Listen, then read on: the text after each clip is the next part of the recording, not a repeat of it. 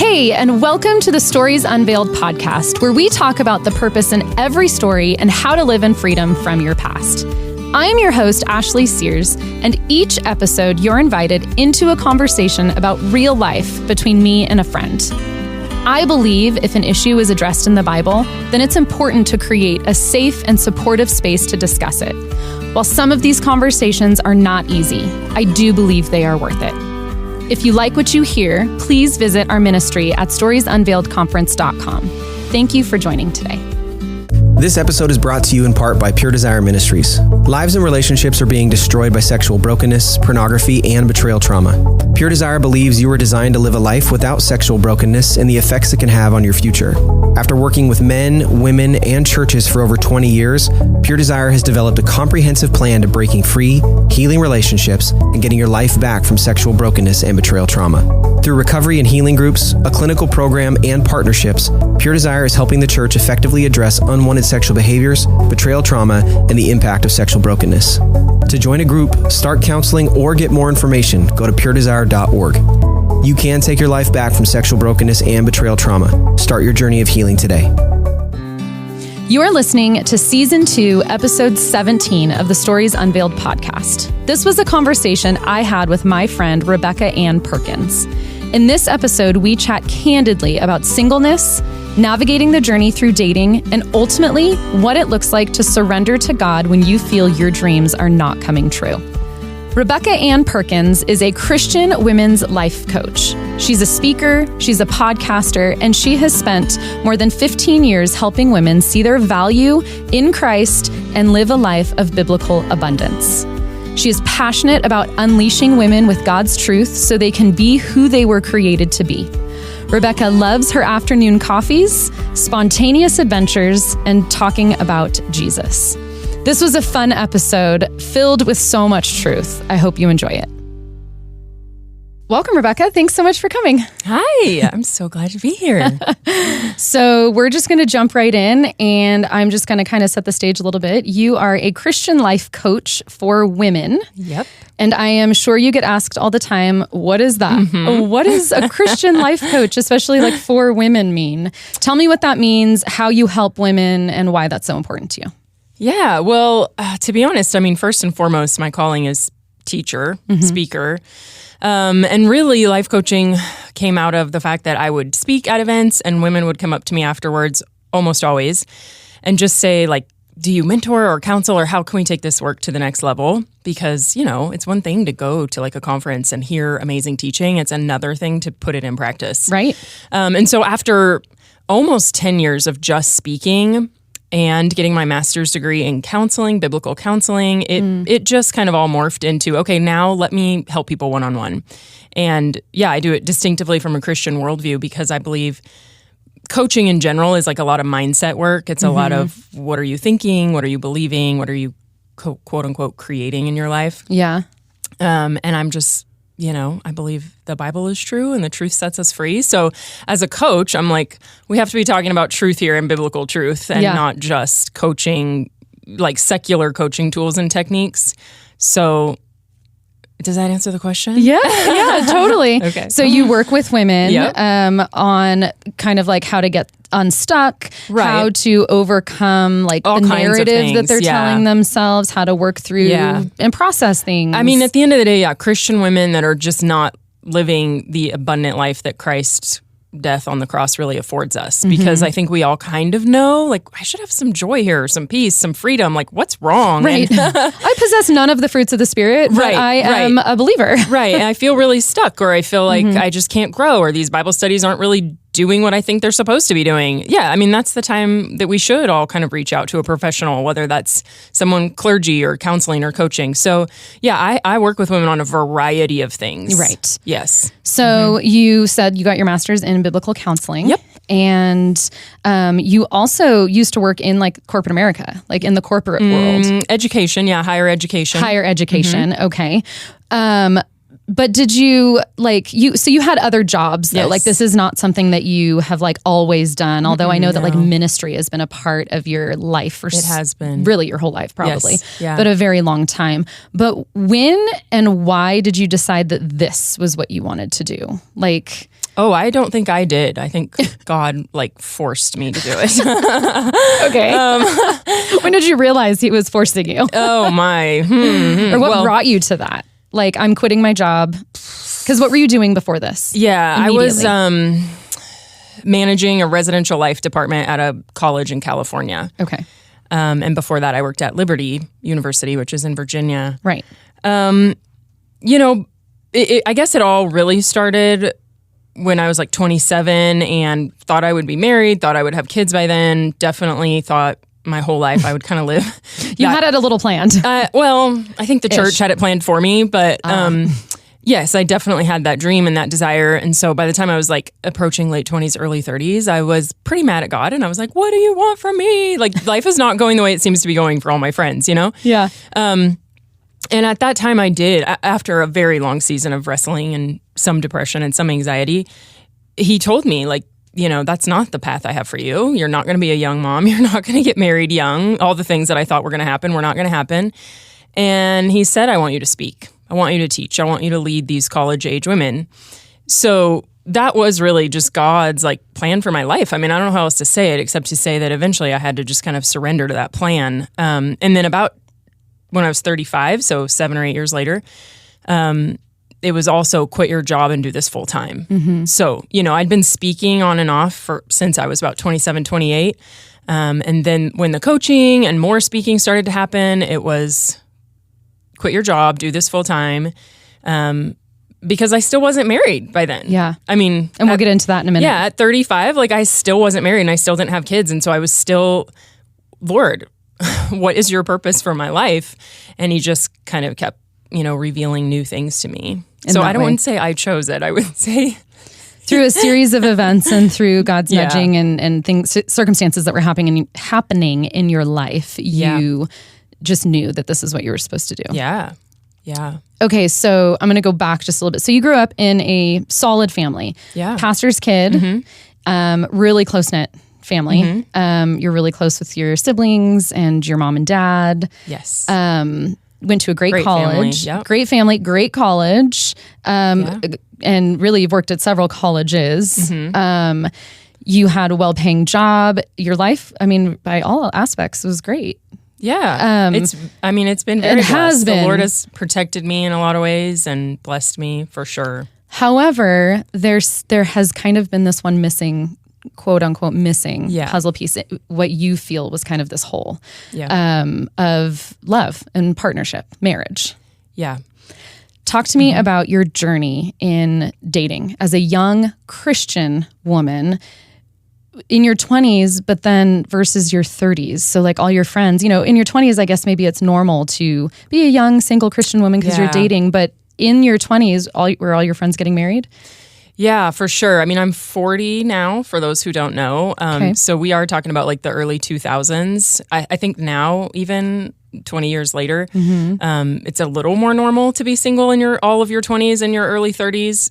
It didn't feel normal to me back then. Maybe it was, but everybody in my family had gotten married young, and I wanted to get married. I really felt like I'm supposed to be a wife and a mother. I didn't have any other dreams or desires or concepts for my life, really. It was just, this is what you do, right? Yeah. You get married, you have kids. Dating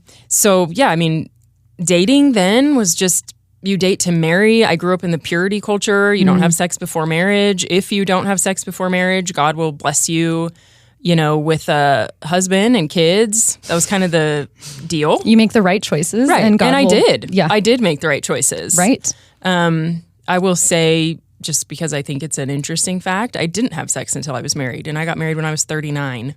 Yeah. So a lot of my, 20s and 30s was battling with God about that. But I'm quote unquote doing this your way. I'm obeying, and yet I'm watching a whole bunch of my friends who are getting the blessing of love and marriage and family who aren't. I happen to know they're not making the same good choices. Making the same choices. Yeah. And so it was just dating was just a lot of wrestling with God, a lot of disappointment, a lot of hope, a lot of failure, a lot of why didn't this one work out? It was just a lot of depth and discouragement along the way, to the point that there'd be, years at a time where I'm like, I can't handle it anymore. Yeah. No more dating. And I'm done. Yeah, and I'm done. Yeah. But at least when I was younger, I didn't have any idea why it wasn't like working. I almost kind of felt like I was like standing on a train platform and the train just like passed me by. Like everybody else somehow got on it and I was like still standing there, and I'm like, you didn't get the memo of like how to get on there. I didn't get the memo, and I also didn't know why I wasn't on there. Like, did I do something wrong? I mean, it really felt like everybody's life was moving on and mine wasn't. Yeah. That's so hard. It was hard. So you've been really candid about your wrestling with God. Oh, yeah. Through all of this and being single. Yeah. And so you just talked about the train. So there was a point where you thought that you would never find anybody. Is that true? Like, did you get to a point ever where you were like, well, I guess I'm just going to be single and celibate for my entire life? I think the point I got to was more like, the Bible doesn't actually promise this, even though maybe the youth group I grew up in or whatever told me this is what would happen. This was what would happen. I really had to continue to dig deeper. And what does the Bible say about marriage? Is it promised? Am I less than because I'm not a wife? What if I never have kids? Because it was either like, cling to God or cling to what I thought God was supposed to give me. And if I was clinging to what I thought God was supposed to give me, I would have walked away. Yeah. And almost did a few times. Like, I can go like find a dude and marry a dude on my own. God, like, I don't need your help to do this. And I could have. He probably would have been a non-believer and it would have been a mistake out of God's will, I believe. But yeah, I mean, I just had to get to the point where I was like, did God actually promise marriage to me? And I don't believe that he does biblically. And so then I had to reconcile, like, if you don't have this for me, are you enough? Would I be okay if I was single forever? Would I be okay if I never had kids or never had sex? And so, I mean, those were obviously years long, deep journeys with the Lord. Of course. So not even really, which is way deeper than I even like gave credit for, but it's not even like, well, I guess I'm just going to reconcile this. I'm just going to be single forever. But it was like, will I be okay? And will I be satisfied? Yeah. Will I be able to live life to the fullest? I mean, it was, I think it's incredibly hard for people who are married and have kids to realize how, I don't want to say left out. That sounds like an elementary word, but how much single people are missing out on. Yeah. I mean, I hate to say that, but like I'm married now, so I do know that life feels a little different. Right. But again, the point I had to get to in my soul was, but I'm not missing out on the greatest gift, which is God himself. Yeah. I'm not missing out on the deepest pleasures, which are God himself. Yeah. Like, I'm not missing out on my greatest purpose, which is, ministry, working for the kingdom. Sharing your story and telling people about who Jesus is in your life. Which is a hard place to get to. Yeah. I mean, those are not easy places to get to. And to be genuine doing it. And to really feel it. Because if I didn't eventually get to the point where I believed that God wasn't holding out on me and that I wasn't missing out, I totally would have walked away from the faith. You know what I mean? Does that make sense? Yeah, absolutely. Yeah. Absolutely. So you did end up meeting someone because you talked about you got married at 39. Yep. And you ended up getting married. So you've been married for how long now? A year and a half. Okay. So coming up here on 2, right? Yeah, September 5th will be 2 years. Yeah, okay. Yeah. So talk to me. Yeah, I'm still surprised by it, by the way. I'm like, 39? Was this a joke, Lord? Who gets married at 39? But well, I do remember because we've known each other for a little while. I was actually in your wedding. You were. And I do remember it was when you were dating and it was like, I don't know, I think this like might be the one. Like, I don't know. Yeah, we knew pretty quick. Yeah. And it's like, you're like, I did it before 40. I got married. I definitely didn't want to be the 40-year-old virgin, to be honest. I was like, Lord, don't make a movie out of me. Yeah. Oh, man. Okay. Well, so you did end up meeting somebody. You did end up getting married. And talk to me a little bit about how you knew that this is what God was making you wait for. And I'm not saying necessarily, although you may feel this way, but that your husband is a gift from God that he sent down, that you were specifically waiting for this particular man, but he was making you wait for a lot of things and you have found all of those things in your husband. So talk to me a little bit about maybe what you learned in the process of this. Yeah. I mean, I just have to reiterate what I said, a minute or two ago, which is what I found in the process is that God is enough. Yeah. I mean, what I found in the process is that He is the lover of my soul. He is the relationship I'm made for. I mean, I could go on and on and on about the depth of I'm just very aware now that even if I have, quote unquote, the perfect husband or the perfect family or the perfect kids or the perfect home, my soul would still be missing something. If you didn't have Jesus. Right, if I didn't have Jesus. Yeah. And so knowing that all those things are a good gift, but He's the greatest gift is what I learned in my 20 years of singleness. And again, I know it. Yeah. I don't just say it because that's the Christian thing to say. I know it, yes. which gives me, by the way, a lot of peace. Absolutely. And a lot of joy. And I know that about you. And it makes me feel very stable, even for example, if my husband and I are arguing or something isn't going the way I thought it would go, I think it could be really easy for me to spiral because I'm like, oh my gosh, I finally met this man, or things aren't going exactly the way I thought. But at the end of the day, I still find my ultimate rootedness in my relationship with Jesus, and He does too. Right. So that was what I was going to say too, to kind of add on, what were you waiting for in a spouse? I was waiting for a man who genuinely, loved God and God was the Lord of his life. Not just, I went to church or I grew up in church, but actively I could tell he was surrendered to the lordship of God, the God of the Bible itself. And could lead you. And could lead me. I'm pretty strong, I guess you could say. And so that was hard for me to find, somebody who wasn't intimidated. I was hoping for somebody who was tall. He happens to be 6'6". Thanks, Jesus. Well, because how tall are you? I'm 5'10". Yeah, so yeah. But yeah, no, I mean, really, I a friend, just I think everything that people are waiting for, that person who really sees you and who you get and who you share a sense of humor with. I wanted a good marriage. I didn't just want a marriage. Absolutely. I think that's a really good point. Yeah, and I had seen a good marriage in my parents, and both of my brothers had pretty healthy marriages, and so there were men along the way that I probably could have married.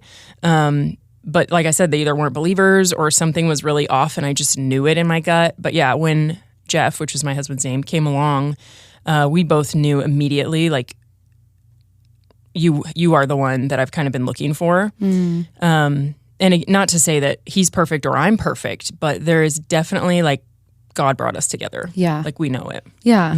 Kind of a divine meeting and all of that. That's amazing. Yeah. So this is obviously not a story about how marriage is the fix. It's not the end all be all. And I mean, you even said that it's because there's good marriages, there's bad marriages, there's great singleness, there's lonely singleness, there's all sorts of things, and the Bible doesn't promise such things. And so even in your singleness, though, for you, because there's nothing wrong with being single, you were kind of dealing with this juxtaposition of you were completely stable and knew who you were in Christ, but you also had this longing for a marriage and companionship. So I just think that that's such a beautiful story in the waiting. There's so many instances in the Bible about what you do in the waiting. And you could have walked away. You could have thrown a fit. You could have, I know you wrestled, but the wrestling could have looked a lot different with the Lord as far as questioning Him or really doing it your own way. And compromising your convictions. And compromising, talk to me for a minute about how difficult that was to not compromise the decisions that you no, I'm standing in this because I know what is true. Because I didn't. I grew up in the church, and it's painful almost to even think about it. And you grew up. Ultimately, it was very hard. There were many opportunities and moments to just get validation or do what everybody else was doing. Again, especially when it comes to waiting until marriage as you get older. I don't know, maybe that's easy for some people, but for me, it really started to feel well, you're not an adult. There's something wrong with you. You're, again, kind of missing out. People think less than of you. I had to constantly battle with my worth and my identity and my enoughness in Christ, because by the world standards, like I had nothing. I didn't have a house. I didn't have a husband. I didn't have kids. I wasn't having sex. Like, and I was 30. I was 35. It was like, okay, am I who you say I am? And are you enough for me? You know? Mm-hmm. But really, when it came down to it, I just I got saved when I was like 8 years old, and even as early as high school was pretty serious about walking with the Lord. So your faith was your own early on. Yeah, and I was a RA in college, if anybody knows what that is, which means kind of a leader. Mm-hmm. Like I was already like leading Bible studies and leading women and stuff when I was 19 or something. So by the time I was 25, I knew the Lord, and I knew his love, and I knew what it felt like to be close to him and the satisfaction of being close to him. And therefore, when I started to like date somebody who wasn't a Christian or go down the road of sexual sin, I felt the separation. Mm. And at the end of the day, I like missed him. Yeah. I was like, I feel the separation from you when I'm like in disobedience or when I'm like really trying to do my own thing here. And it's not satisfying me the way that you do. Sin never does, right? No. Okay, so you already said you're a speaker, but you also have a podcast. Yep. Tell me about what else you do, because I mean, I think you do a lot more, because you do life coaching as well. We talked about that. Yep. Talk to me about your podcast and some of the things that you do in addition to like life coaching and speaking. Yeah. So I have a group coaching program. You know, one-on-one coaching can be a little bit expensive. So I created a program that, like a membership, to just really mentor women on a lot of these things that God has taught me, a lot of the practical counseling stuff, some of the life coaching stuff, but really these truths. Like, are we moving these truths from our head to our heart? Are we living the way God designed us to live? I think women are craving the practical. Again, like they go to Bible studies, they go to conferences, they hear the sermons, but they're having a really hard time applying it to their specific situation, their specific life. So I'm just trying to get to as many women as I can. I do that through my podcast. I prefer more than anything to speak to live audiences. And then I do it through one-on-one coaching and through this membership because, I mean, my passion is to set women free. I believe the truth sets us free. I believe community sets us free, grace, like all the things. And I just, those are the main ways that I do it. And what is this membership called?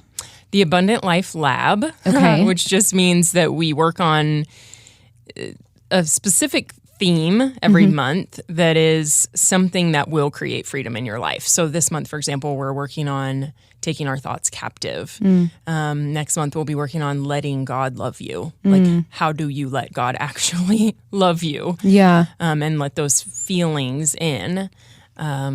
Taking ownership is one of the things, like biblical ownership of your life and the resources, times, talent that God has given you.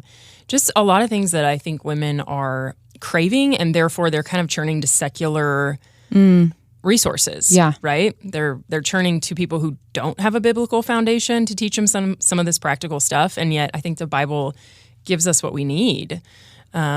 So that program is called the Abundant Life Lab. There's one-on-one coaching. My podcast is called Coffee, Conversation, and Coaching with Rebekah, because sometimes it's just me kind of teaching. Other times I'm interviewing people. Mm-hmm.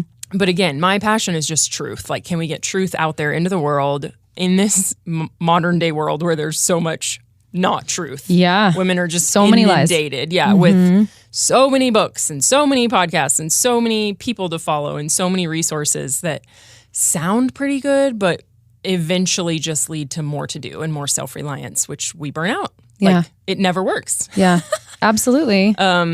So that's my ministry as a whole is like, all right, women, let's do what we can do, but let's learn how to trust God more deeply. Let's remember that he's in control and that we're not. Let's get our identities rooted in Christ, because he does have abundant life for us, but we're just kind of missing it because we're going the wrong directions, I think. Yeah. So tell me where your podcast can be listened to and how people will find you or the Abundant Life Lab or all of the resources and things that you offer. Yeah. So my website, which is Rebekah-Anne.com. This will be in the podcast notes as well. Okay. Yep. And then My podcast is on all major streaming platforms, and Like this one. Yeah, like this one. And I'm pretty active on Instagram. So as far as the social media goes, I try to focus on just one because I don't like doing social media much. But if people want to find me on Instagram, it's at the real Rebekah Anne. Okay. Yeah. Awesome. And all of that will be in the podcast notes. Cool. So you can scroll down for those of you listening and you can find that.